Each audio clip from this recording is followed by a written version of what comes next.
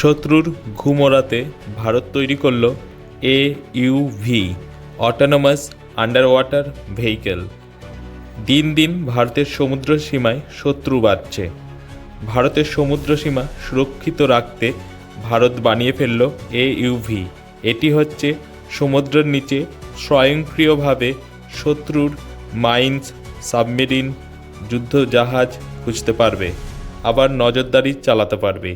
এই AUVটির নাম রাখা হয়েছে হাইপার হরিজন। হাইপার হরিজন সমুদ্রের নিচে নজরদারির জন্য গুরুত্বপূর্ণ ভূমিকা পালন করবে। হাইপার হরিজন সাবমেরিনের মতো, কিন্তু আকারে অনেক ছোট। সাবমেরিন থেকে কোনো মানুষ থাকে না এর মধ্যে। যে কোনো প্রান্ত থেকে এটিকে নিয়ন্ত্রণ করা যায়। 40 কিলোমিটার পর্যন্ত দূরত্বের মধ্যে নজরদারি চালাতে পারে। সমুদ্রের 300 মিটার গভীরে অনায়াসে যেতে পারে। 6 থেকে 12 নটিক্যাল গতিতে চলতে পারে। অ্যালুমিনিয়াম ও কার্বন ফাইবার দ্বারা নির্মিত। হাইপার হরিজন ভারতীয় নৌসেনায় অন্তর্ভুক্ত হলে ভারতীয় নৌসেনার ক্ষমতা বৃদ্ধি পাবে।